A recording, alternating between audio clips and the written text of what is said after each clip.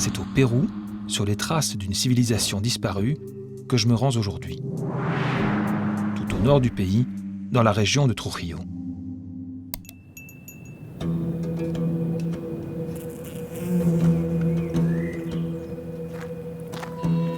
Ici, au pied de la cordillère des Andes, se trouve l'un des déserts les plus arides du globe.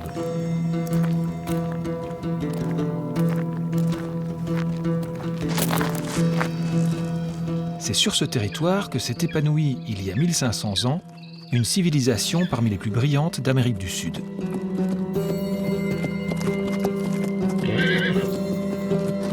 Entre le 2e et le 8e siècle, elle a apprivoisé ce désert et bâti ici d'immenses pyramides, les Huacas. Leur décor m'impressionne.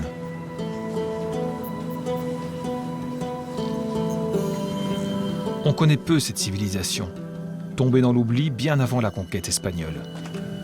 Elle était pourtant aussi brillante que celle des Incas ou des Mayas.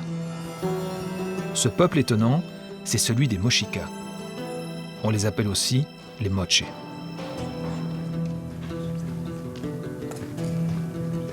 Je viens ici rencontrer une équipe d'archéologues.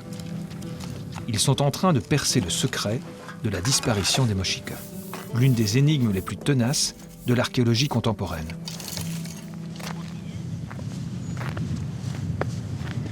Leurs investigations ont débuté ici, sur le site des Huacas de Moche.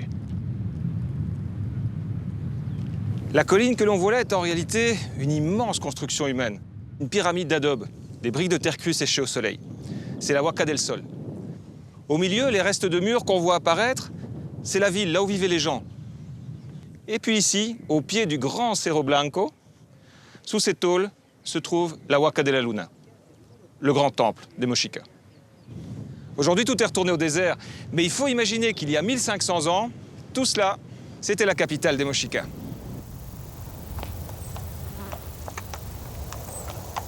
L'enquête sur l'étrange disparition des Mochicas, c'est mon ami, l'archéologue péruvien Santiago Uceda, qui la mène depuis plus de 20 ans.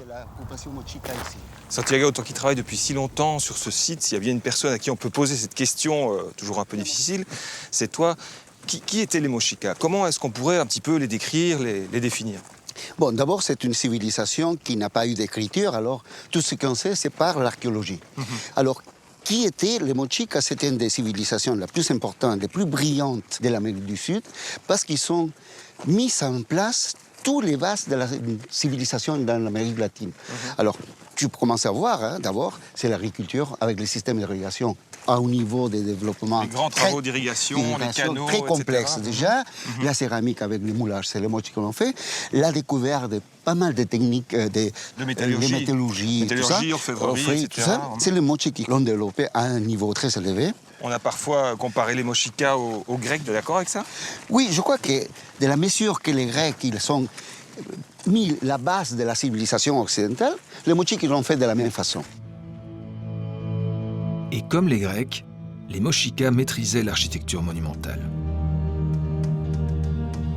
Ce peuple d'agriculteurs, de pêcheurs et d'artisans a édifié des temples somptueux, comme la Huaca de la Luna, le temple de la Lune. C'était un bâtiment religieux. Sur sa façade, des araignées géantes, des dragons exhibant des têtes humaines coupées, des serpents, autant de prédateurs qui pourraient symboliser les divinités. Au sommet de leur panthéon, Ayapaec, le dieu de la montagne et des cours d'eau. C'est de lui dont dépendait la clémence du ciel et la fertilité de ce désert.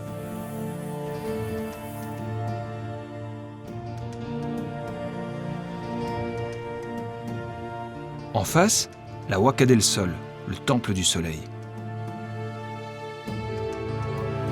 Une pyramide à étages qui servait de centre politique et administratif. À son apogée, la cité comptait au moins 20 000 habitants. D'ici, les Mochicas régnaient sur toute une série de vallées le long du Pacifique. C'était alors la civilisation la plus puissante d'Amérique du Sud. Pendant longtemps, La plupart des archéologues pensaient que les Moche avaient disparu en 600 lors d'un brusque bouleversement climatique. Une catastrophe naturelle si violente qu'elle les aurait décimés. Cet épisode aurait laissé des traces visibles jusque sur les murs des pyramides. Ces ravinements profonds comme ça, des écoulements d'eau, ça correspond à des moments de pluie très très fortes. Oui, ça c'est une évidence des phénomènes du Niño. Le Niño, donc, c'est quoi exactement? Le Niño, c'est un phénomène, c'est une espèce de bouleversement du climat qui se produit de temps en temps. On a pour moi 3-4 Niños par siècle.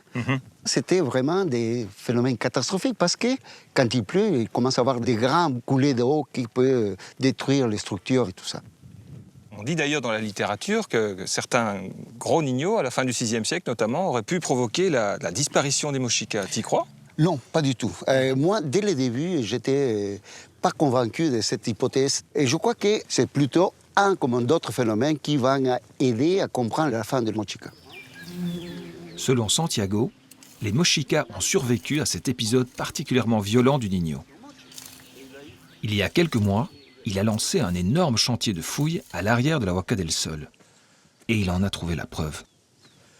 Franco, ¿tú puedes ubicar el corte donde están los pisos? Muy bien. Cette couche brune qu'on voit là, ça correspond à quoi? Ça correspond à des déchets d'activités quotidiennes. Là, on a trouvé pas mal de restes d'alimentation, de cuisine. Puedes mostrar el más alto, tu vois? Oui, ça, oui, c'est le bien. plus haut. Y este de abajo. Santiago a pu dater cette couche brune, 600 après Jésus-Christ. Tout ce qui se trouve au-dessus a donc été construit après cette date. Et donc, tu t'es rendu compte que cette dernière grande phase, elle était après le Niño de 600. Oui, ça veut dire que les Moche, ils ont continué à être une société vivante, même après le Niño. Et ils se lancent à ce moment-là, après 600, dans un projet colossal. Oui, il faut te dire. D'abord, l'étendue des sites, il s'élarge 400 mètres de long, 120 mètres de large, Wow. et ils grandissent l'édifice de 25 mètres de hauteur. Jamais auparavant, il s'était construit un édifice de cette taille-là. Et ça nous dit déjà, l'organisation sociale Moche, il n'était pas détruit, il était encore très vivante, et en plus, la main-d'œuvre était très importante. L'hypothèse d'une civilisation balayée par un désastre climatique ne tient donc plus. Santiago m'entraîne au sommet de la Huaca pour prendre la mesure de l'ampleur du chantier dans lequel se sont lancés les Moche. Waouh! Ici, on se rend vraiment compte à quel point c'est gigantesque. Hein? Ouais. Et dis donc, quand tu as nettoyé la coupe alors pour voir les différentes phases, ça a dû être aussi un travail de Romain. Ah oui, évidemment. On a mis une année de travail avec plus de 15 ouvriers. Ah ouais.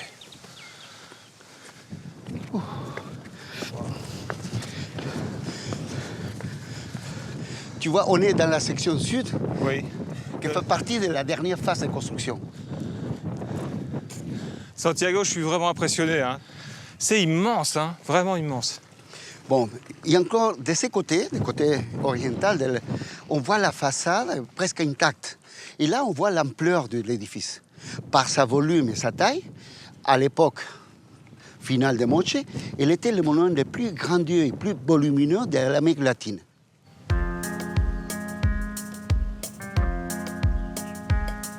Cette découverte est importante. Mais si les Moche ont réussi à survivre au Niño de 600, pourquoi ont-ils finalement disparu quelques générations plus tard? Pour répondre à cette question, il faut refaire le cheminement des archéologues péruviens.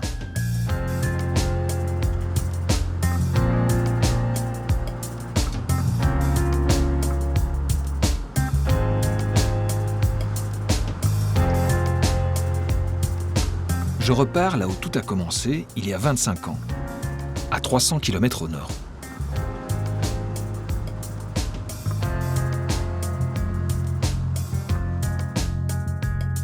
À Sipan se trouvent deux autres pyramides. C'est à leurs pieds que des archéologues ont trouvé la clé qui leur a permis de pénétrer le monde des Mochica et de comprendre leur organisation politique et religieuse. Dans ce paysage lunaire, une découverte sans précédent a changé à jamais notre compréhension de la civilisation moche.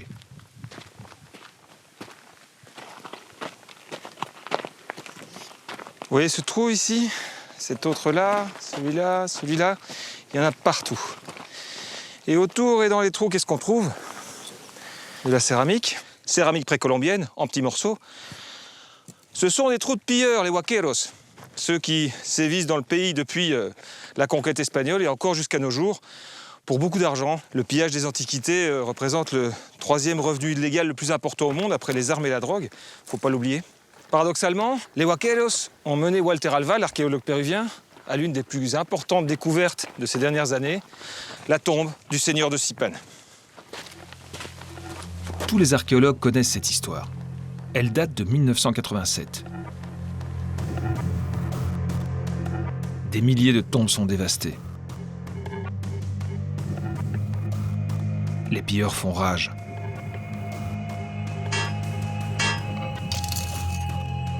L'un d'entre eux va se faire arrêter en possession d'un masque extraordinaire en or pur. Il est remis à l'archéologue péruvien Walter Alva. Ce dernier fait déloger les pilleurs et entreprend une fouille d'urgence dans l'espoir de sauver ce qui peut encore l'être. Ses efforts sont récompensés. Sous le niveau de la tombe pillée, une autre apparaît bientôt, totalement intacte. Sous le toit du tombeau, c'est d'abord un premier ornement qui apparaît. Une imposante boucle d'oreille, incroyablement ouvragée.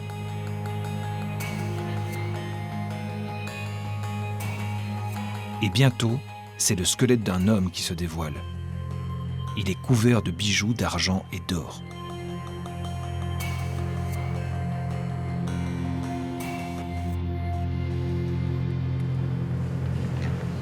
Je vais à la rencontre de Walter Alva au musée où a été reconstituée la tombe complète.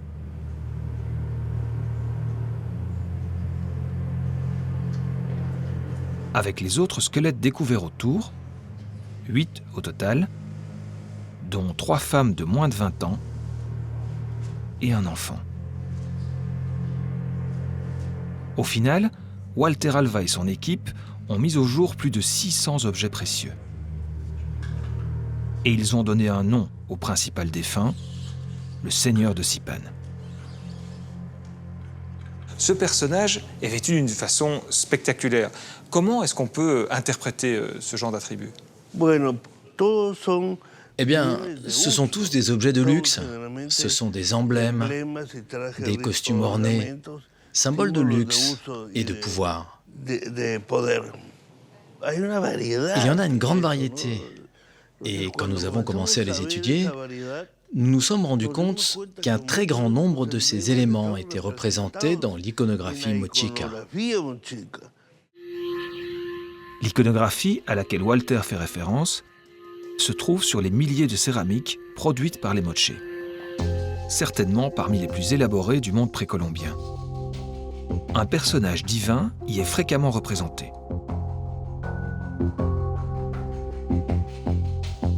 Les archéologues ont retrouvé dans la tombe du seigneur de Sipan les mêmes imposantes boucles d'oreilles que ce personnage. Une parure en métal identique. Ou encore cette couronne semi-circulaire en or massif. Ils en ont déduit qu'il existait une noblesse mochica qui incarnait les divinités en se parant de leurs attributs d'une richesse fabuleuse.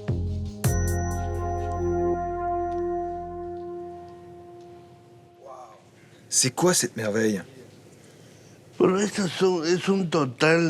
Ce sont 10 araignées anthropomorphes qui font partie d'un collier très impressionnant.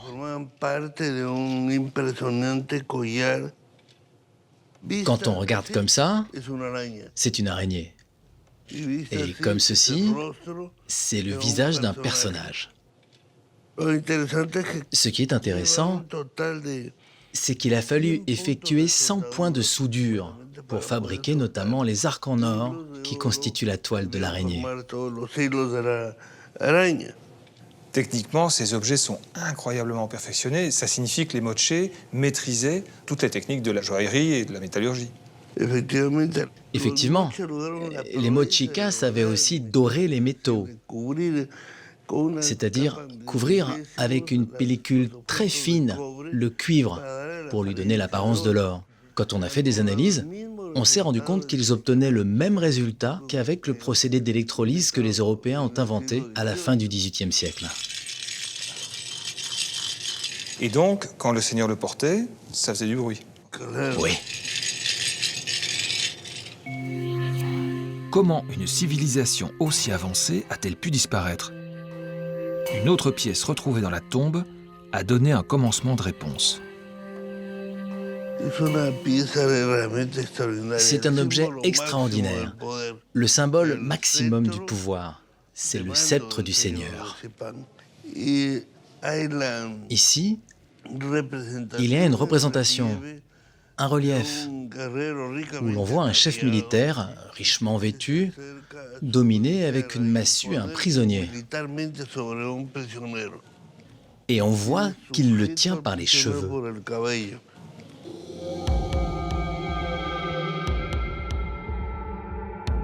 Ces scènes de violence, les archéologues les avaient déjà rencontrées sur les céramiques. On y voit le Seigneur célébrer une cérémonie de sacrifice humain. Un prisonnier se fait trancher la gorge. Son sang est récolté.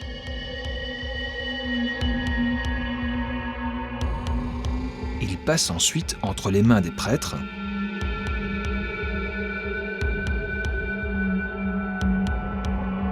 et est finalement bu par le Seigneur. Est-ce un mythe ou une réalité? La réponse va venir des Huacas de Moche, le site de Santiago. En 1995 et en 2000, 2 charniers sont découverts dans le Temple de la Lune. Des dizaines de corps entiers et d'autres démembrés sont mis au jour. Il s'agit d'hommes âgés de 12 à 39 ans.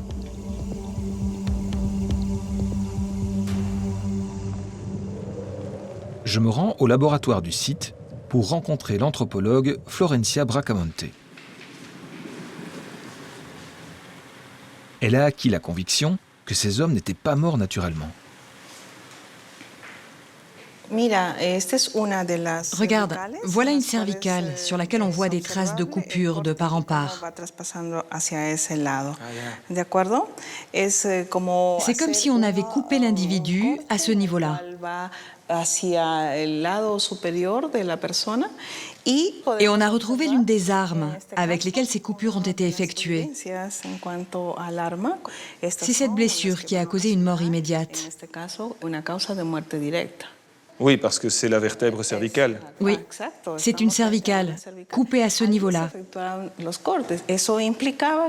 Ceci implique que l'un des bourreaux tirait la tête en arrière par les cheveux, tandis que l'autre égorgeait. Et donc tout cela démontre qu'il y avait la pratique réelle du sacrifice humain. Oui, tout à fait. Sur l'arme, Ayapaek, le dieu de la montagne et des cours d'eau. Les archéologues en ont déduit que les Mochicas sacrifiaient pour invoquer la clémence du ciel. L'étude du premier charnier, le plus important, a apporté un autre indice. Les 70 corps étaient englués dans un sol boueux. Steve Bourget, un autre archéologue, fait alors le rapprochement avec le terrible Niño de 600. Si les Moche n'ont pas disparu à cause de cet épisode climatique, l'événement a visiblement marqué une étape décisive. Le contexte est étonnant. Il y a tous ces individus dans des couches de boue. Ils sont très nombreux. Quelle est la relation avec l'événement? Dans le charnier de 1995, nous avons remarqué que les corps étaient déposés dans des strates sédimentaires superposées. Donc les sacrifices se sont succédés.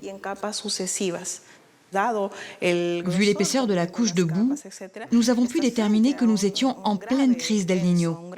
Un épisode très grave. Cet événement a été si important qu'ils ont beaucoup sacrifié de personnes à ce moment-là.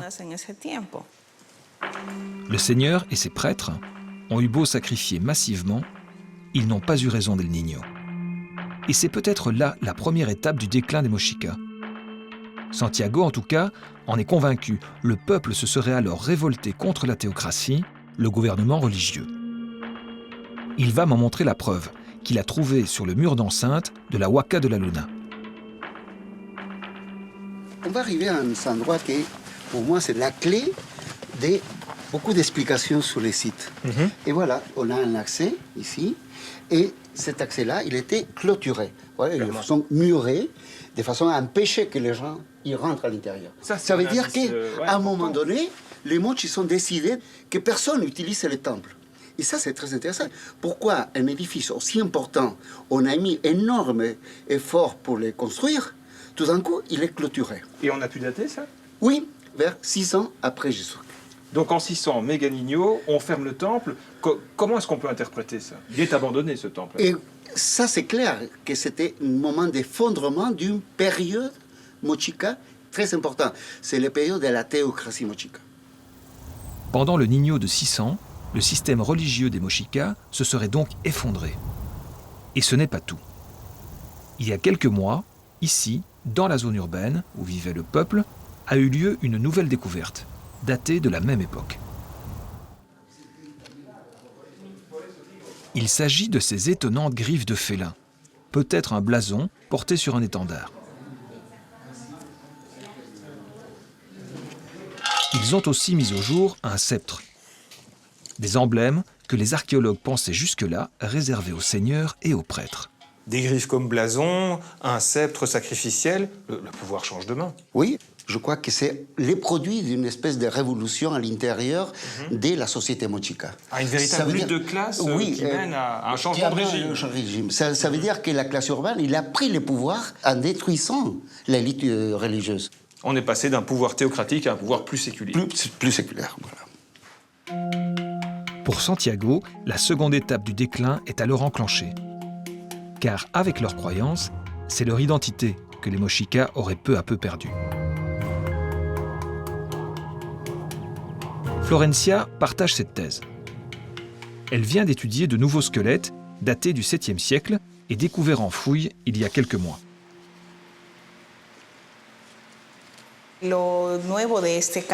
Ce qui est très nouveau ici, c'est que l'on a des traces sur le sternum.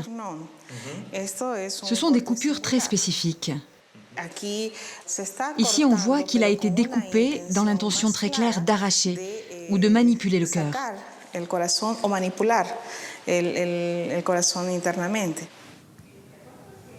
Florencia a alors fait le rapprochement avec une autre civilisation, les Chimú. Ils arrachaient en effet le cœur des sacrifiés. Et donc on a là un témoignage archéologique d'un changement. Oui, tout à fait. On assiste à la fin d'une forme de pouvoir, d'un centralisme, d'un système politique. C'est une époque où les modèles changent. Face au chaos, les Mochicas ont besoin d'ordre. Et l'ordre chez eux n'existe plus. Alors ils se rattachent à d'autres modèles, ceux des civilisations qui les entourent. Ils sont en train de se dissoudre. C'est la fin de leur culture. La dernière cause du déclin des Mochicas, celle qui va finir de faire basculer cette civilisation en déroute, Santiago l'avait sous les yeux depuis le début de l'enquête. C'est la gigantesque Huaca del Sol. Il sait désormais qu'après avoir clôturé le temple de la Lune, symbole de leur ancien régime, les Mochicas se sont lancés à corps perdu dans l'agrandissement de la Huaca del Sol. Pour en faire peut-être le symbole de leur nouvelle société, moins religieuse et plus civile. Un projet démesuré pour une société en crise. Je crois que l'élément le plus important de cette disparition de Moche, comme ça, c'est l'affaiblissement économique. Parce que l'ampleur de cette construction, c'est un travail pharaonique. Il y a eu un investissement de main-d'œuvre, de matériel, d'organisation sociale qui n'était même pas préalable dans les précédentes périodes. Les derniers Mochicas ont vécu au-dessus de leurs moyens. Ah oui, je crois que si. Mais comme beaucoup de cultures qui sont à la fin de sa vie sociale, hein, on rêve sur le passé et on ne voit pas le futur. À force de courir après leur prestige, ils se sont perdus. Ils sont perdus totalement.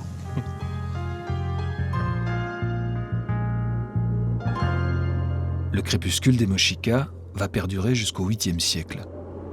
Les archéologues perdent alors définitivement leurs traces.